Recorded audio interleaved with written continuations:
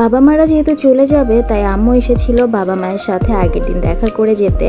আর তাদের জন্য আমি কী কী আয়োজন করেছিলাম, কী কী রান্না করলাম সবকিছু নিয়েই থাকছে আজকের ব্লগ।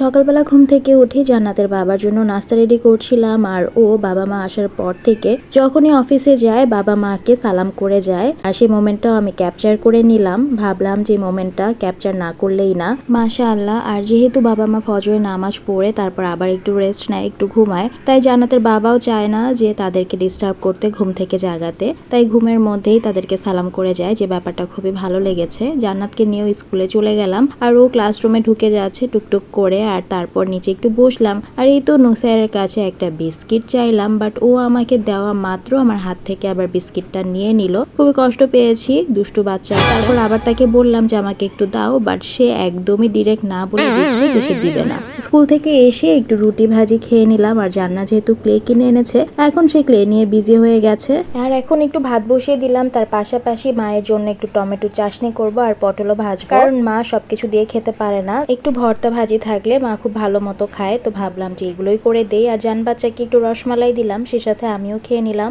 আর এখন গরম গরম পটল ভাজিও করে নিচ্ছি। আর পটল, বেগুন বা যে কোনো ভাজির সাথে যদি একটু পেঁয়াজ ও কাঁচামরিচ ভাজা যায় তাহলে কিন্তু আরো বেশি মজা হয়। আর আমি সবকিছু ভাজাভুজির সাথে পেঁয়াজ কাঁচামরিচ অবশ্যই ভেজে নেই, এতে করে কিন্তু অনেক বেশি মজা লাগে খেতে। না হলে একদমই সাদামাটা লাগে, যেটা আসলে খেতে তেমন একটা মজা হয় না। তো আমার গরম গরম পটল ভাজিও রেডি হয়ে গিয়েছে। আর উপরে দেখতেই পাচ্ছেন পেঁয়াজ কাঁচামরিচ ভেজে দিয়েছি, এভাবে খেতে কিন্তু অনেক বেশি মজা হয়। তো তারপরে আবার রাতের দিকে একটু বিফও রান্না করছিলাম, যেহেতু পরের দিন বাবারা চলে যাবে, তাই জান্নাতের বাবা বলেছিল আগের দিনই যেন আমি বিফটা রান্না করে ফেলি, এতে করে রাতেও খেয়ে নিতে পারবে। সো আমি বিফটা এর জন্য বসিয়ে দিয়েছি। আর বিফটা যে কোনো সময় আমি রান্না করি না কেন, তখন কিন্তু আমি একদম হাতে মেখে তারপর বসিয়ে দিই। আর এই তো বিফটা ভালো করে কষিয়ে তারপর অবশ্যই আলু দিয়ে দিব, কারণ বিফের সাথে একটু আলু না হলেই না। রান্না বান্না করতে করতে ওদিক দিয়ে আম্মু চলে এসেছে, তাই আম্মুর জন্য ঠান্ডা ঠান্ডা এক গ্লাস শরবত বানিয়ে দিলাম।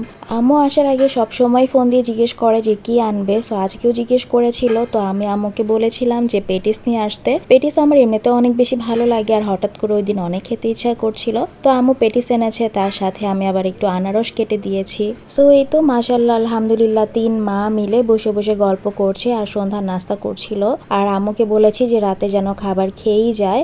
বাবা তখন ছিল না, বাবা যেহেতু নামাজে গিয়েছে, সো বাবা নামাজ পড়ে আসলে তারপর সবাই মিলে একত্রিত হয়ে ডিনার করবে। আর তার আগে টুকটাক এটা ওটা নাস্তা দিচ্ছিলাম। তো পেটিসটাই সবাই মিলে খাচ্ছিল, আর পেটিসটা অনেক বেশি মজা ছিল। আমি তো রান্নার ফাঁকে ফাঁকে এই যে এখন আবার পেটিসও নিয়ে নিলাম, আর পেটিসটা কিন্তু অনেক বেশি মজা ছিল। তারপর টেবিলে খাবারও সার্ভ করে নিয়েছিলাম। আর আজকের খাবার মেনুতে ছিল ভেন্ডি ভাজি, তার সাথে শুটকিও রান্না করেছিলাম, যেহেতু আম্মু শুটকি পছন্দ করে। তার সাথে ডালও রান্না করেছি, আর চিংড়ি মাছের ভর্তা করেছিলাম। মা খেতে চেয়েছিল চিংড়ি মাছের ভর্তা, জান্নাতের বাবাও বলল, তাই চিংড়ি মাছের লাল লাল ভর্তা বানিয়ে ফেলেছিলাম। আর সেই সাথে বিফ তো আছেই। তো সব খাবার আমি টেবিলে একদম সার্ভ করে নিয়েছি।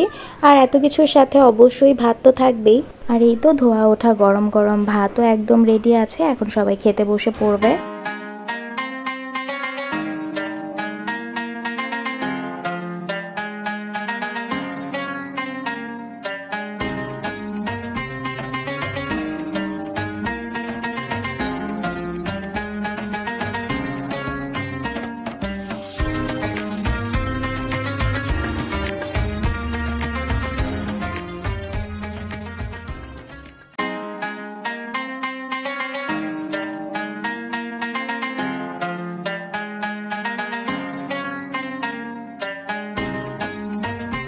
আলহামদুলিল্লাহ প্রত্যেকটা খাবারই অনেক বেশি মজা হয়েছিল, সবাই খাবারের অনেক প্রশংসা করছে। আর আমার হাতের বিফ আমি নিজে রান্না করেছি বলেই বলছি তা না, আমার হাতের বিফ কিন্তু আমার শ্বশুর শাশুড়ি তারপর আমার মা বাবা সবারই অনেক বেশি পছন্দ। আলহামদুলিল্লাহ সবকিছুর জন্য সবাই যে খাবারটা খেয়ে ভালো বলেছে, এটাতেই আসলে ভালো লাগা কাজ করে। আর বাবা মা তো চলেও যাবে, আর বাবা মা যাবে দেখে আসলে আমাদের সবারই একটু খারাপ লাগছে, কারণ বাবা মা ছিল বলে বাসাটাও অনেক বেশি ভরা ছিল। আমিও খাওয়া দাওয়া করে নিয়েছি। আর আজকের ব্লগটা আমার এ পর্যন্তই ছিল। সবাইকে অনেক অনেক ধন্যবাদ দেখার জন্য। আর অবশ্যই নেক্সট ব্লগ নিয়ে আসবো খুব শীঘ্রই। আল্লাহ হাফেজ।